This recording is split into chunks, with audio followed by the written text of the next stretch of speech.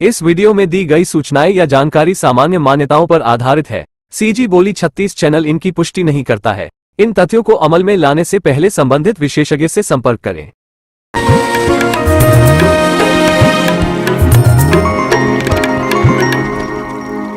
जिन जिन स्थलों पर माता सती के अवशेष गिरे वहीं शक्तिपीठों की स्थापना हुई, उनमें से दंतेवाड़ा एक है। कहा जाता है कि यहाँ माता सती के दांत गिरे थे।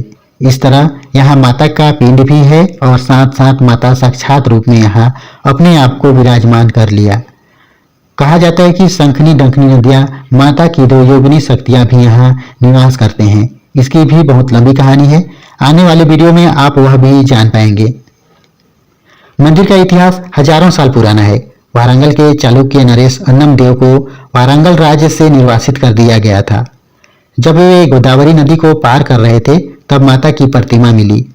तट पर अन्नम देव ने उस प्रतिमा को रखकर पूजा करने लगे। इसी दौरान देवी साक्षात प्रकट हुई और अन्नम देव से कहा कि मार्ग पर आगे बढ़ते जाओ, मैं तुम्हारे पीछे पीछे चल रही हूँ।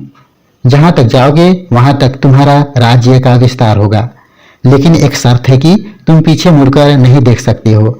अगर पीछे मुड़कर देखोगे तो वहां पर मुझे स्थापित करना होगा। इस तरह राजा अन्नमदेव ने अपने विजय अभियान के लिए आगे बढ़ता चला गया। सन 1313 ईस्वी में बीजापुर होते हुए बारसूर पहुंचा था। कई दिन और रात चलते रहे। 1314 ईस्वी में बारसूर के युद्ध में अन्नमदेव ने अंतिम नागवंशी राजा हरिश्चंद्र देव को पराजित कर बस्तर में नए राजवंश की स्थापना की। किंवदंती है कि राजा ने अपने पीछे साक्षात माता के चलने का अनुमान पायल की घुंघरू की आवाज के साथ लगाना शुरू कर दिया। वह आगे बढ़ता चला गया।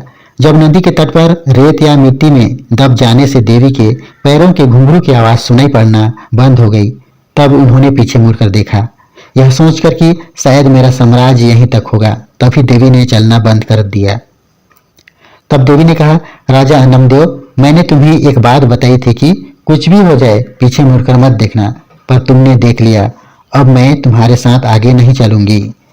राजा इस बात पर दुखी हो गया और माता से आगे चलने की प्रार्थना करने लगा। तब माता ने एक पवित्र वस्त्र देकर कहा कि यह वस्त्र जितनी भूमि ढकेगा वह तुम्हारा पूरा राज्य क्षेत्र बन जाएगा। राजा ने वस्त्र फैलाकर जितनी भूमि को ढक पाया वह पूरा क्षेत्र राजा का राज्य क्षेत्र बन गया। इसी कारण से इस जिले का नाम वस्त्र से वस्त्र पड़ा। इस तरह माता के वरदान से राजा अपने राज्य का विस्तार किया। मंदिर का पुजारी होने का भी वरदान पाया। वचन के अनुसार देवी को उसने शंखनी और डंकनी नदी के संगम के निकट तट पर स्थापित कर दिया। उसने वहां एक मंदिर बनवा दिया। तब से देवी माँ वहीं विराजमान है। मंदिर में माता साक्षात काली के रूप में है, इसलिए प्रसाद स्वरूप बलि चढ़ाई जाती है। 1883 ईस्वी तक यहाँ नर बलि होती रही है। 1800 ईस्वी में बस्तर रियासत भोसले शासन के नियंत्रण में आ गई थी। नरबलि के संदर्भ में बताया जाता है कि उन दिनों दंतेश्वरी शक्तिपीठ में 3 वर्ष के अंतराल में नरबलि समारोह आयोजित किया जाता था। इसलिए अंग्रेज अफसरों की नजर दंतेवाड़ा मंदिर पर थी। उन्होंने गुप्तचर भेजा। 23 सितंबर 1825 ईस्वी को राजा महिपाल देव जगदलपुर से रथारूढ़ होकर दंतेवाड़ा पहुंचे थे। रात 12 बजे गुप्तचरों तथा कुछ स्थानीय व्यक्तियों ने छिपकर नरबलि का रहस्यमय भयानक दृश्य देखा। नगाड़ा बज रहे थे, शंखनाद हो रहा था। घटना स्थल पर चालुक्य नरेश महिपाल देव उपस्थित थे। मंदिर के सामने हवन कुंड था। हवन के सामने कतार में 15 मनुष्य खड़े कर दिए थे। जल्लाद आया और अपने तेज हथियार से एक एक कर 15 नरमुंड हवन कुंड में उतार दिए। बताया जाता है कि राजा भैरम देव के शासनकाल में भी दंतेश्वरी मंदिर में नरबलि होने की चर्चा रही, जिसके चलते 1885 से 1886 तक जांच चलती रही। British superintendent captain Gavin R कॉफर्ट की पहल पर शक्तिपीठ में यह प्रथा बंद हो गई।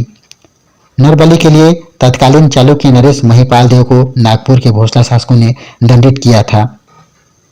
बताया जाता है कि माता का प्रसाद बलि ही है, ना कि मिठाई, इसलिए आज भी बकरे की बलि चढ़ाई जाती है। लेकिन यह भी कहा जाता है कि दंतेश्वरी शक्तिपीठ में पशु बलि प्रतिबंधित है, कुंडे की बलि दी जाती है। इस मंदिर के निर्माण के बाद कई राजाओं ने मंदिर का जीर्णोद्धार करवाया। सबसे पहले वारंगल के अर्जुन कुल के राजाओं ने करवाया। उसके बाद 1932-33 में महारानी प्रफुल्ल कुमारी देवी ने करवाया। कहा तो यह भी जाता है यहाँ कई खुफिया सुरंग हैं जो राजमहल से मंदिर तक जाते हैं। ये सुरंग माता के मंदिरों तक खासकर निकलती हैं। और कई ऐसे सुरंग हैं जो दूसरे राज्य या जिले के बॉर्डर तक निकलती हैं। ये सुरंगें राजा और मूर्तियों को किसी आक्रमणकारियों से सुरक्षित बचाने और उन्हें निकालने के लिए रास्ते बनाए गए थे। आज भी राजमहल में उसके नक्शे हैं, ऐसा सुनने को मिलता है। माता दंतेश्वरी जो काली के रूप में है, दूसरा माँ मौली माता, ये दोनों माताओं को बहन माना गया है। और एक माता पीछे विराजमान है जहाँ बलि का जगह है, वह माता का प्रसाद का स्थल है जहाँ प्रसाद चढ़ाया जाता है। ये तीनों का दर्शन करने के बाद काल भैरव का पूजा करने के बाद ही मंदिर का पूजा संपन्न होता है। नदी के किनारे अष्ट भैरव का आवास माना जाता है, इसलिए यह स्थल तांत्रिकों के लिए महत्वपूर्ण स्थल है। मान्यता अनुसार यहाँ आज भी बहुत से तांत्रिक पहाड़ी गुफाओं में तंत्र विद्या की साधना कर रहे हैं। आज की वीडियो बस यहीं तक था। मंदिर के बारे में और भी कहानियां हैं, बहुत से ऐसे रहस्य हैं जो इस एपिसोड में जानने को आपको नहीं मिला है। वो क्या है, आप मां दंतेश्वरी माता की महिमा और बस्तर रियासतकालीन इतिहास भाग 2 में जान पाएंगे। तब तक के लिए जय छत्तीसगढ़, वंदे मातरम।